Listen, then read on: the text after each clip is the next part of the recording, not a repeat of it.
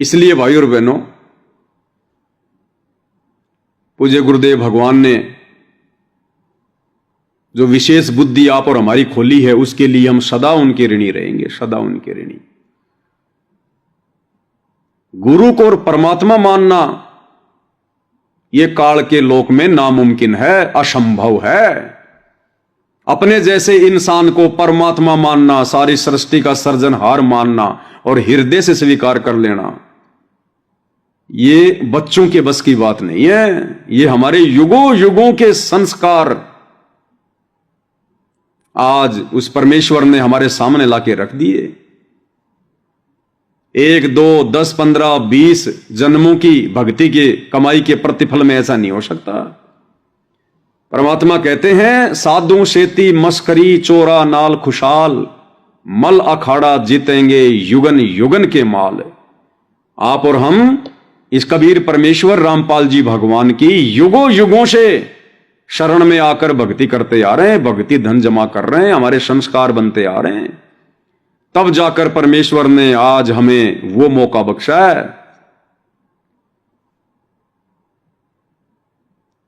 जो आज से पहले हम इतनी हिम्मत नहीं कर पाए गुरु को परमात्मा मानने की।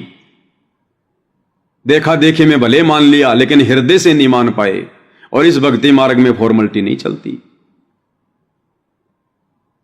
तो ये दृढ़ता, ये हिम्मत, ये साहस, ये जज्बा, ये भक्ति भाव, ये समर्पण, ये लगन, ये श्रद्धा, अटूट विश्वास, ये दृढ़ता जो आज हम सत्सेवकों को प्राप्त है, ये पूज्य गुरुदेव भगवान की छप्पर फाड़ दया का नतीजा है। और भाई और बहनों, इतनी सब कुछ रजा होने के बाद यदि हम नीच किसी भी कारण से परमेश्वर के यथार्थ 13वें पंथ साध संगति से हट गए, मन में कोई दोष पैदा कर लिया, मन में एक दूसरे के प्रति मन मुटाव, राग द्वेष ईर्ष्या पैदा कर ली, और यदि हमारी किसी भी हरकत से पूज्य परमेश्वर रामपाल जी जरा भी हमसे रुष्ट हो गए, जरा भी, ये लंबा चक्कर फिर हमने काटना पड़ेगा, फिर हम काल की गोद में जाके बैठ जाएंगे। इसलिए भाई और बहनों, कोई भक्ति करे या ना करे, कोई मर्यादा में रहकर चले या ना चले, कोई हमसे अच्छा व्यवहार करे या ना करे, कोई बकवाद करे या ना करे, अब हमने सत्सेवकों को देख कर भी नहीं चलना है। अब हमने सत्सेवकों पर भी अंधविश्वास करके भक्ति मार्ग पर नहीं चलना है, क्योंकि अब यह काल हमें सत्सेवकों के माध्यम से तोड़ने का प्रयास करेगा। इसलिए अब हमने अंधा विश्वास, ब्लाइंड फेथ अपने पूज्य परमेश्वर रामपाल जी के ऊपर कर लेना चाहिए। मैं पवनदास चाहे कुछ भी बोलूं, कुछ भी वीडियो बनाऊं, कुछ भी बातें कहूं, या अन्य भगत भाई बहन आपको कुछ भी कहें, कुछ भी बातें बोलें, आपने आंख बंद करके स्वीकार नहीं करनी चाहिए। सुनो सबकी और करो अपनी आत्मा की। अगर वो बातें, वो संदेशे अगर आपको गुरुदेव के तत्व ज्ञान के अनुसार सही लगते हैं और आपको लगता है कि ये बातें मैंने मेरे आध्यात्मिक जीवन में लागू करनी चाहिए और इनके लागू करने से मुझे कोई नुकसान नहीं है बल्कि फायदा ही है, तो ही लागू करें। आंख बंद करके विश्वास ना करें कि पवनदास भगत जी ने बोल दिया तो फाइनल है। पवनदास भगत जी तो परमात्मा के आशीर्वाद से 10-12 साल से सेवा कर रहे हैं, परमात्मा ने इनको निमित्त बना रखा है। भाई और बहनों, इन सब बातों का कोई लेना देना नहीं है। भक्ति मार्ग में कोई लेना देना नहीं है। भगवान ने यहां हर किसी को निमित्त बना रखा है। एक गधा सारा दिन जो कुम्हार के आवे पर काम करता है, जो भट्ठे पर काम करता है, इतना सारा बोझ ढोता है, उस गधे को भी तो भगवान ने कुम्हार के लिए निमित्त बना रखा है। एक किसान एक बैल को सारा दिन खेत में हल में जोतता है, उस बैल को भी तो भगवान ने उस किसान के लिए खेती करने के लिए निमित्त बना रखा है। तो अब यदि हमने इन बातों पर भी विशेष ध्यान नहीं दिया, गौर नहीं किया और यह सोचकर कि अब गुरुजी पवन भगत जी से गलती नहीं होने देंगे, या जो जो भाई बहन साथ संगति से जुड़े हुए हैं अब उनसे गलतियां नहीं हो सकती, तो ये हमारी गलतफहमी है, गलतफहमी। क्या पता परमात्मा मुझ नीच से जानबूझ के गलतियां करवा दे भाई बहनों की परीक्षा लेने के लिए। हम सबका रिमोट हमारे परमेश्वर रामपाल जी के हाथ में है, हम क्या कर सकते हैं। अरे धर्मदास जी के मन में इतनी सारी शंकाएं, इतने सारे सवाल 650 साल पहले कौन पैदा कर रहे थे? स्वयं कबीर भगवान पैदा कर रहे थे। अगर वो इतनी सारी शंकाएं धर्मदास के मन में परमात्मा पैदा ना करवाते, धर्मदास यदि इतने सवाल जवाब ना करता, तो वो इतना मोटा वो कबीर सागर कैसे लिखा जाता? तो परीक्षा के लिए परमात्मा कुछ भी करवा सकता है। और दूसरी बात, सारा खेल मर्यादाओं का। यदि मुझ पवन दास से जरा भी मर्यादाओं में चूक हुई तो काल मेरे सिर पर बैठेगा, फिर मेरे से गलतियां करवाएगा। इसलिए भाइयों और बहनों, अब यदि सारी बातें हमारे समझ में आ गई हैं, ये भगवान समझ में आ गया, ये ज्ञान समझ में आ गया, ये मार्ग समझ में आ गया, क्योंकि 2014 के बाद से परमात्मा ने बिल्कुल क्लियर कर दिया है कि परमेश्वर का मार्ग कहां चल रहा है, परमेश्वर के सच्चे भगत कहां हैं, हम भक्ति के लिए कब अधिकारी बनेंगे, कब हमारा मोक्ष होगा, भक्तों के क्या लक्षण हैं, क्या आचार विचार व्यवहार होना चाहिए। सारी बातें बरवाला कांड के बाद अपनी संगत को 2 भागों में विभाजित करके परमेश्वर ने बिल्कुल दूध की तरह नीर खीर का निबेरा कर दिया है। अब यदि भाइयों और बहनों हमने जरा भी कमजोरी दिखाई, साध संगति से जुड़कर यदि हमने सत्सेवक भाई बहनों पर भी या मुझ पवन दास पर भी यदि आपने अंधविश्वास किया, देखा देखी यदि लगे रहे, तो भाइयों और बहनों धोखा खाओगे, धोखा, बहुत बड़ा धोखा। ये परमात्मा हर प्रकार से ठोक बजा के चेक करेगा। जब तक हम 24 कैरेट सोना नहीं बन जाएंगे, जब तक हम सब अपने आप को पवन दास नहीं समझ लेंगे, अपने आप को छोटा रामपाल नहीं समझ लेंगे, तब तक भाइयों और बहनों हम यहां कभी भी धोखा खा सकते हैं, कभी भी धोखा। क्योंकि अंत में हमारा साथी केवल हमारा गुरु रहेगा, अंत में हमारा साथी ये ज्ञान आधार बनेगा। कोई भी भगत जब आप ऊपर की यात्रा करोगे त्रिकुटी की, आपके साथ में नहीं जाएगा। यम के दूत आएंगे तो कोई भी भगत आपकी मदद नहीं करेगा। कोई भी धर्म संकट की स्थिति पैदा होगी, कोई भी भगत आपको सलाह मशवरा नहीं देगा, आपको कोई समाधान नहीं देगा। अगर आपकी रक्षा करेगा तो शब्द रूप में पल पल हमारे साथ रहने वाला हमारा गुरु करेगा, कबीर भगवान सतगुरु रामपाल जी करेंगे। और ये ज्ञान जो आज हम अर्जित कर रहे हैं, ये ज्ञान हमें सद्बुद्धि देगा, हमें भ्रमित होने से, विचलित होने से बचाएगा। और ये भक्ति जो आज हम कर रहे हैं मर्यादाओं में रहकर, इस भक्ति की शक्ति से हमारे अंदर वो हिम्मत आएगी। तो भाइयों और बहनों, इन चीजों को अब हमने गांठ बांध लेनी चाहिए, क्योंकि हम इस युग परिवर्तन के लास्ट दौर से गुजर रहे हैं, लास्ट दौर से। संगत को बिल्कुल भी नहीं देखना अब संगत क्या कर रही है। अब हमारी वो सोच दूर हो जानी चाहिए। हम पहले किसी 15-20 साल पहले जुड़े हुए भगत को देखकर ना जाने क्या सोच बैठते थे, उसको बेवजह इतना आदर और सम्मान देने लग जाते थे। ओहो, अरे इस भगत जी ने तो 20 साल पहले नाम ले रखा है, ये तो बहुत पुराना भगत है। जो जितना ज्यादा पुराना होगा उस पर उतना ही जंग लगा होगा। लोहा जितना ज्यादा पुराना होगा उतनी जंग लगी होगी उस पर, ध्यान रख लेना। अरे ये तो गुरु जी का बेटा है, अरे ये तो गुरु जी की बेटी है, सब काल की गोद में है, काल की गोद में गुरु जी के बेटा बेटी। और ये तो गुरु जी का दामाद है, और ये हमारा कोऑर्डिनेटर है राजस्थान का, पंजाब का, सबके सब काल की गोद में बैठे हैं। 2014 बरवाला कांड के बाद से परमात्मा ने दूध का दूध, पानी का पानी करवा दिया है।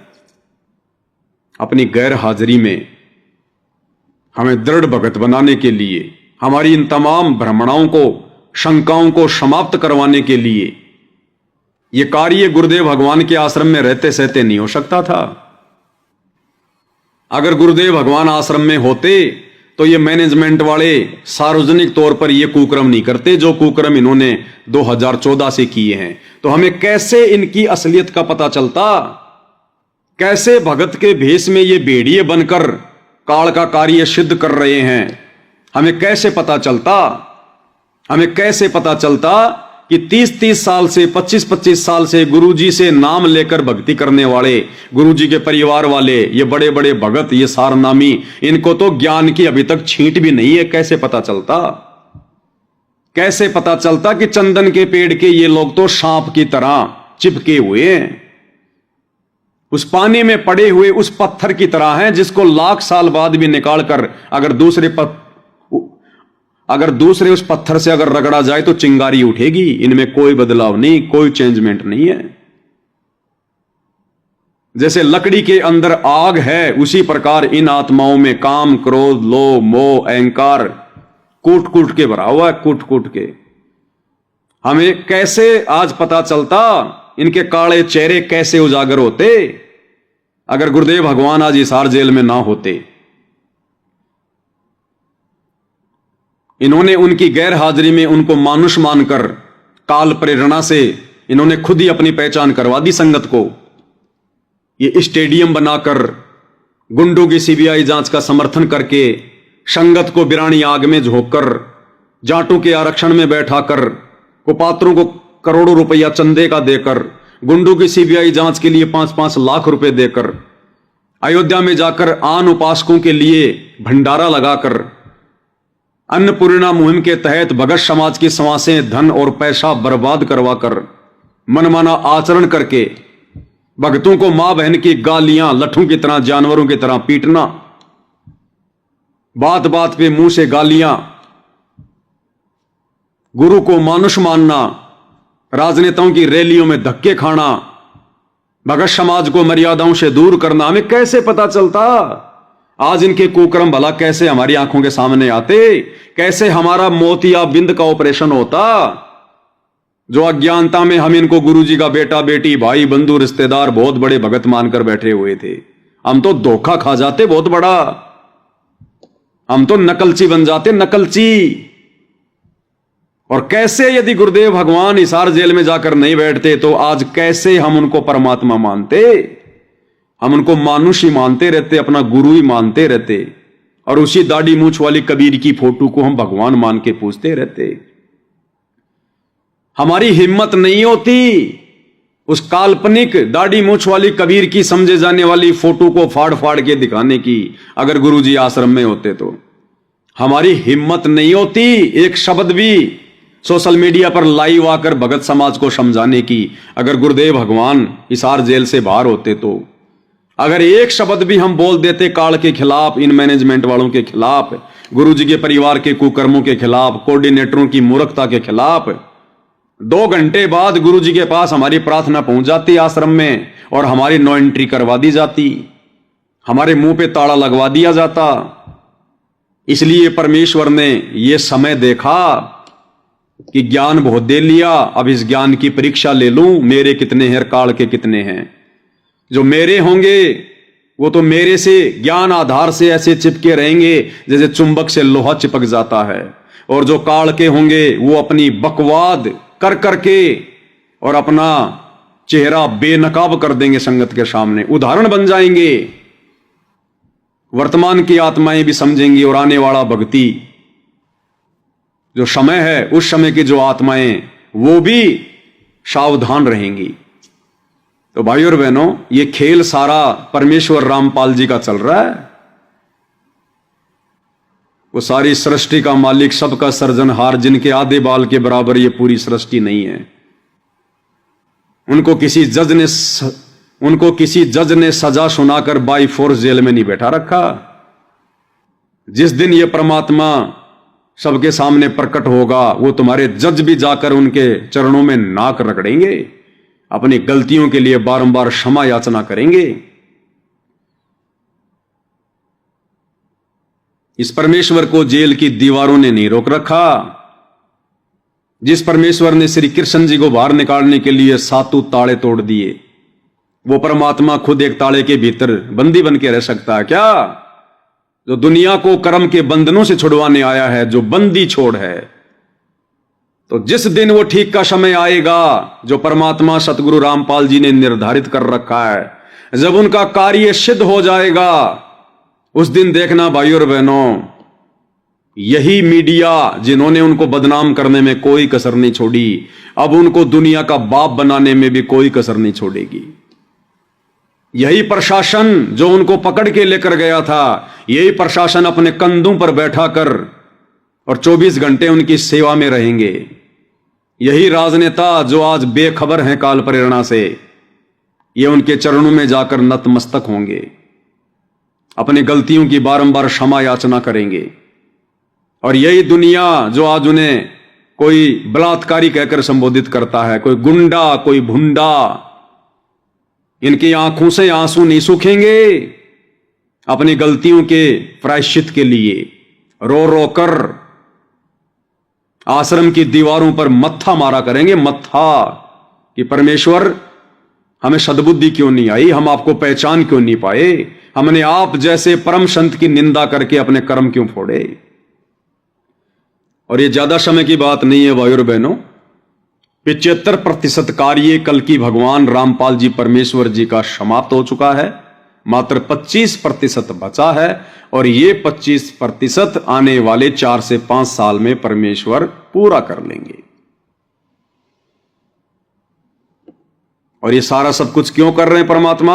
आप और हमें, जो आत्माएं अधिकारी हैं मोक्ष की, जिनका समय आ गया सतलोक जाने का, जो सात संगति रूपी ट्रेनिंग सेंटर से जुड़कर अपने आप को दिन प्रतिदिन निर्मल कर रही हैं, निखार रही हैं, शुद्ध कर रही हैं, भगत बनने की, दास बनने की दिशा में आगे बढ़ रही हैं। आप और हम आत्माओं के मोक्ष के लिए, तो आप और हम आत्माओं ने भाई और बहनों किसी भी प्रकार की गुरुदेव भगवान की गाइडलाइन का उल्लंघन नहीं करना है। चाहे अब कुछ भी हो जाए, चाहे किसी का पति रूठे, चाहे किसी की पत्नी रूठे, चाहे किसी को घर छोड़ना पड़े, चाहे किसी को नौकरी छोड़नी पड़े। ये घर परिवार नौकरियां हम असंख्य बार प्राप्त कर चुके हैं। अब हम सच्ची सरकार की सच्ची नौकरी प्राप्त करेंगे, सतलोक में जाकर सच्चा सुख प्राप्त करेंगे सतलोक में जाकर। उसके लिए भाई और बहनों हर प्रकार से अब हमने चौकन्ना रहना पड़ेगा, क्योंकि शुरू में इस काल ने संगत में कुसंगत पैदा करी। जितनी भी संगत थी परमेश्वर रामपाल जी की, उसमें कुसंगत पैदा करी। परमेश्वर रामपाल जी के कलयुगी परिवार को माध्यम बनाकर, कोऑर्डिनेटरों को माध्यम बनाकर, उसमें से परमेश्वर ने अपने चंद आत्माओं को छांटा, साध संगतियां शुरू करवाई। अब ये काल साध संगतियों में बकवाद करवाएगा, बकवाद करवाएगा, तरह तरह की भ्रमणा फैलाएगा, दुनिया भर का पाखंड फैलाएगा। सारे नहीं, कुछ एक। तो अब हमने ये बिल्कुल भी नहीं देखना कि ये तो सत्सेवक है, इसकी आईडी पे साध संगति का लोगो लगा हुआ है, ये तो बहुत दिनों से साध संगति से जुड़ा है। अब भाई और बहनों इन चीजों का अब कोई महत्व नहीं है। अब भले आप साध संगति का लोगो लगाओ ना लगाओ, क्योंकि अब ये काल इन्हीं सब चीजों को हथियार बनाएगा। लोगो लग रहा है साध संगति का और दुनिया भर की बकवाद उसकी आईडी पे आपको देखने को मिलेंगी। और आप क्या करोगे फिर? या तो मेरे पास में मैसेज करोगे कि भगत जी देखना, इसकी फेसबुक पे ये साध संगति का लोगो भी लगा हुआ है, और भगत जी ये तो पटाखे भी फोड़ रहा है, ये तो गाने गा रहा है। अब काल क्या करेगा? अब काल इस लोगों का दुरुपयोग करेगा। एक समय तक इसका सदुपयोग हुआ, एक पहचान थी ये कि हम इन आश्रम वालों से अलग हैं। अब काल इसका दुरुपयोग करेगा। वो वीडियो आप मुझे भेजोगे, मैं उसको खोल के देखूंगा, 10 मिनट मेरी बर्बाद करवाएगा। या आप उसके नंबर निकालने का प्रयास करोगे, 10 भक्तों से पूछोगे भगत जी ये कौन है, आप जानते हो इसको? फिर आप उसको फोन करोगे, वो मानने वाला नहीं है, आधा घंटा आपका बर्बाद करेगा। इसलिए भाई और बहनों, अब यदि किसी चीज का महत्व है तो केवल परमेश्वर की मर्यादित भक्ति का। आप मरे जग प्रलय होई। जब इंसान खुद मर जाता है ना, उसके लिए पूरी संसार मर जाता है, प्रलय हो जाती है उसके लिए। अब मैंने आंखें बंद कर ली, मेरे लिए सारा संसार अंधा हो गया। इसी प्रकार अब मैंने भगत बनना है, अब हमने भगत बनना है, हमने भक्ति करनी है। पहले हम सबको साथ लेकर चल रहे थे, अब हमने खुद भगत बनना है, खुद हमने दास बनना है। हमने अब दूसरों को नहीं देखना, दूसरों की चिंता नहीं करनी। कोई भक्ति करे ना करे, कोई साथ संगति से जुड़े ना जुड़े, कोई अपने कर्म बिगाड़े या फोड़े, अब इस स्तर पर आकर हमने खुद जीवित मरना है। आपका कितना ही खास, कितना ही नजदीकी साथ संगति से जुड़ा हुआ अगर बकवादे कर रहा है, अब भाई और बहनों उसको समझाने में भी अपना समय बर्बाद मत करो। उसकी तरफ देखो भी मत, सोचो भी मत कि ये तो बहुत अच्छा भगत था, अचानक से क्या हो गया। वो हो गया सो हो गया। अब हमारे अंदर ये डर बैठना चाहिए कि ये भगवान मेरे साथ ऐसा ना हो जाए। इस निकम्मे ने क्या मर्यादा तोड़ दी होगी, क्या इसके मन में दोष आ गया होगा जो ये काल के जाल में चला गया इतनी अच्छी भक्ति करते करते भी। ये परमात्मा मेरे से ऐसी गलती ना हो जाए। 10 कदम की दूरी बना लो उससे, अपना समय बर्बाद ना करना फिर उसको ज्ञान देके, क्योंकि अब उसको तुम्हारे ज्ञान की जरूरत नहीं है। उसको तो खुद ही ज्ञान की उल्टियां हो रही हैं, वो ज्ञान को पचा नहीं पाया। तो अब भाई और बहनों हमने अपने आत्म कल्याण को देखना है, सिर्फ अपने आत्म कल्याण को। और बाकी जब तक परमपिता परमेश्वर रामपाल जी भगवान ने इस 2 कौड़ी के तुच्छ प्राणी पवन दास को निमित्त बना रखा है, खड़ा कर रखा है, और जब तक परमात्मा संदेश से दिलवाएंगे भगत भाई बहनों को जागरूक रखने के लिए, तब तक ये दास अपनी सेवा परमेश्वर के चरणों में देता रहेगा। लेकिन एक समय भाई और बहनों ऐसा भी आएगा, क्योंकि जब आपत्ति पूरे संसार पे आएगी, युग परिवर्तन का वो समय जब नजदीक आएगा, तो आप और हम भी एक दूसरे से डिस्कनेक्ट हो जाएंगे।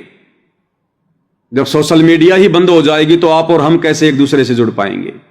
आने जाने के साधन ही समाप्त हो जाएंगे।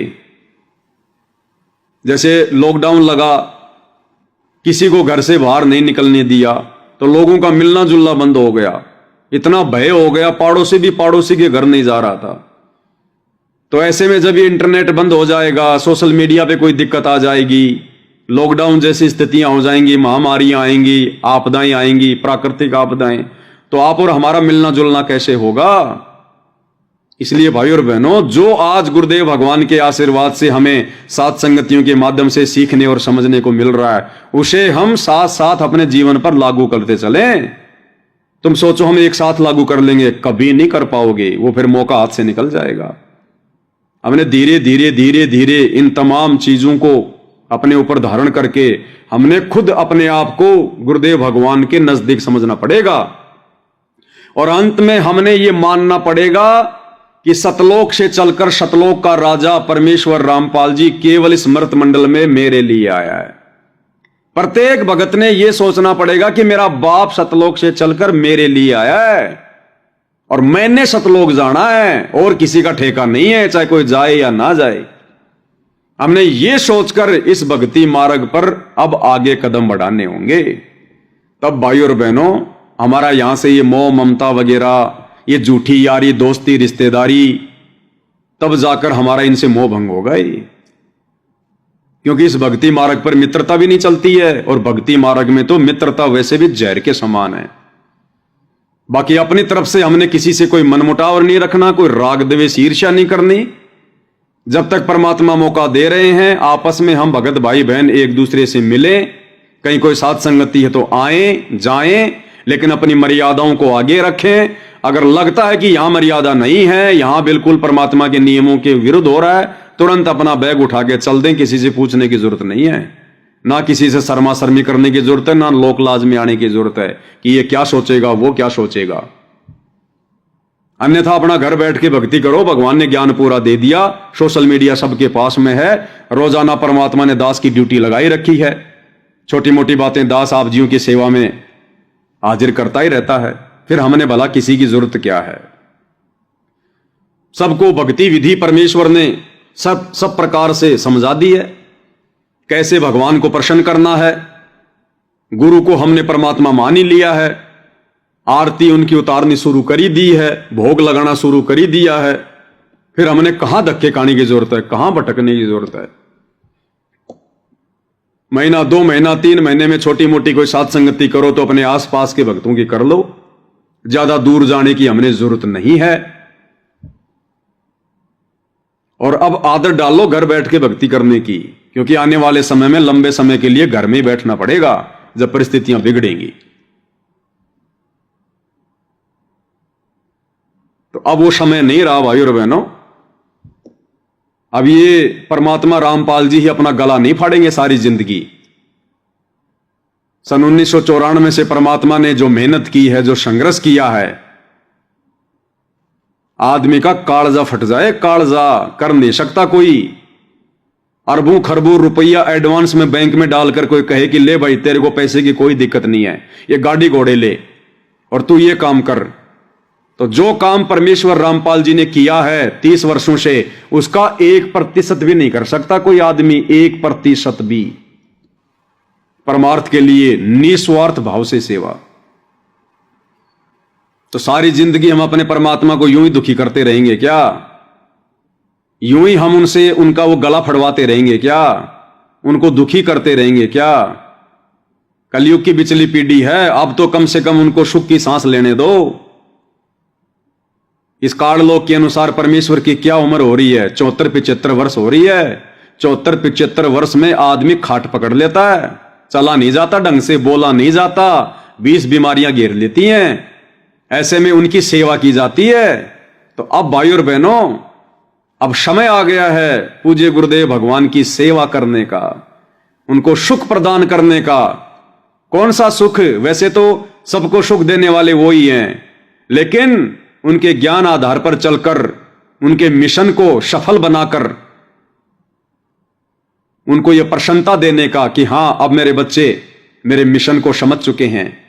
मैं क्यों आता हूं यहां पर, क्यों अपने आप को छुपाता हूं, ये मुझे पहचान चुके हैं और जैसा मैं चाहता हूं ये वैसी भक्ति कर रहे हैं। तब परमेश्वर प्रसन्न होते, भक्ति से, भाव से, मर्यादाओं से। सारी जिंदगी परमेश्वर रामपाल जी आप और हमारी सेवा में लगे रहे। आप और हमारी सेवा में ये ज्ञान समझाना, हमें भक्ति का पाठ पढ़ाना, हमारे लिए संघर्ष करना, ये सेवा है। लेकिन अब आप और हमने उनकी सेवा में लगना है। आप और हमने अब उनको अपनी पलकों पे बैठाना है परमेश्वर मानकर। और ये मौका ना जाने आने वाले समय में किन किन सौभाग्यशाली आत्माओं को मिलेगा। ये तो परमेश्वर ही दया बख्शेंगे भाई, ना मैं कुछ कह सकता, ना आप कुछ कह सकते। परमेश्वर अपने अंतिम दिनों में किन किन आत्माओं को अपने पास में रखेंगे, ये तो परमेश्वर के ऊपर है। रखे ना रखें, लेकिन जो भक्ति विधि उन्होंने बता दी, मोक्ष तो उसी से होना है, मोक्ष तो उसी से होना है। और यदि हमने मोक्ष करवा लिया तो परमात्मा के लिए उनके साथ रहने वाली आत्मा भी उतनी प्रिय होगी और दूर बैठकर भक्ति करके मोक्ष प्राप्त करने वाली आत्मा भी उतनी ही प्रिय होगी। तो भाई और बहनों, बहुत बड़ी रजा है गुरुदेव भगवान की। परमेश्वर ने सद्बुद्धि दे रखी है, हल्का फुल्का हम भाई बहनों का ज्ञान योग खोल रखा है। तभी ये दास इस गंदी जुबान से 2 शब्द उनकी महिमा में निकाल पाता है और आप भाई बहन समझ पाते हैं। नहीं तो हमारे खुद के भाई बहन जो सतलोक आश्रमों से जुड़े हैं, इन्हीं बातों को सुनकर, और उन्हें पता है कि यहां पर गुरु की महिमा हो रही है, उसके बावजूद भी वो ना जाने कैसे कैसे कमेंट्स करके निकल जाते हैं। और जगत वालों की तो हालत ही खराब है, वो तो सीधा गाड़ी से नीचे बात ही नहीं करते। तो अब हमने भाई और बहनों किसी को नहीं देखना है, अपने खुद के आत्म कल्याण को देखना है, क्योंकि अब आत्म कल्याण का समय आ गया है।